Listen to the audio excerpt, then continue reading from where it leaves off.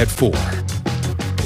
Questions now are being raised about the treatment of an off-duty police officer during his 4-hour armed standoff with Plainfield police back in November. The end of that standoff was captured on body cam video. Here's what that looked like.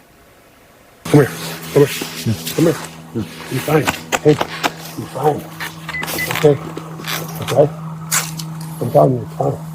I promise you. Listen, that's fine. you're not in any trouble. I'm totally in a lot of trouble. You're not. There's people to help you. There's people to help you. There's people to help you. I'm here to help you. I've been talking to you for 2 hours. I'm not going away.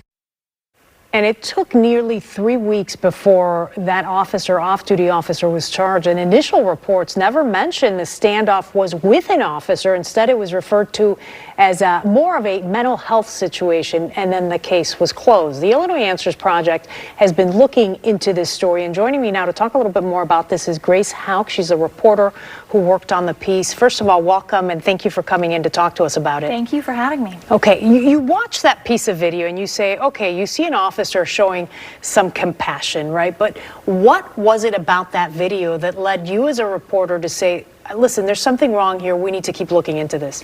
Well, I think what's important to know is if you keep watching that clip, you also hear that crisis negotiator saying, you know, you're one of us.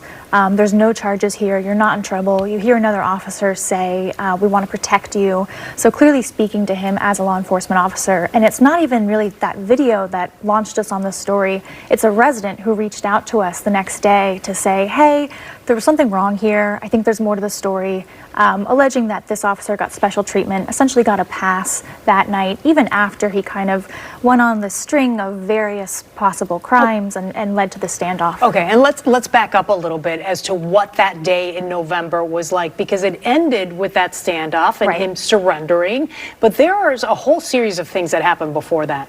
Yeah, and we went through a lot of records, video, audio, court records, and the officer here, Ryan Harder, he's 41, and was at the time with the Downers Grove Police Department nearby.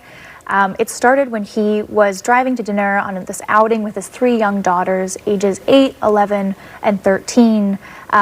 According to his estranged wife's court filing the next day, it was an emergency court filing, that night he speeded, was driving erratically, got out of the car, was yelling at other drivers, was berating his 3 young girls, punched one of them, threatened 2 of them with a knife, and ultimately crashed his car into a pole, fled the scene of the accident as the young girls were crying and screaming, trying to stop him from leaving. His home in the subdivision in Plainfield was only a few yards away. The girls end up running to a neighbor's house to flee, and he ends up engaged in this 4-hour standoff with multiple law enforcement agencies. Dozens are on the scene, a SWAT team, an armored vehicle, 2 drones in the sky, and you can see him on video just roaming around the property. But yet very little was said about this case. He has now been charged. Yes, three weeks later. About 3 weeks later, he was charged after some of the residents started to complain, right? Yes, I mean, it's interesting to see how they were talking about that incident that night, because officers shut down a 1-mile vicinity, and people didn't know what was happening. They were terrified. They were hiding in basements, avoiding windows. We've got about 30 seconds left, but I imagine there's some sort of response from Plainfield Police, from Downers Grove. What are they saying? What was the reason behind it? Plainfield has told me that as with any incident, there are lessons learned and they can do better next time. They also say they believe their actions saved a life that night and that they didn't know the full picture.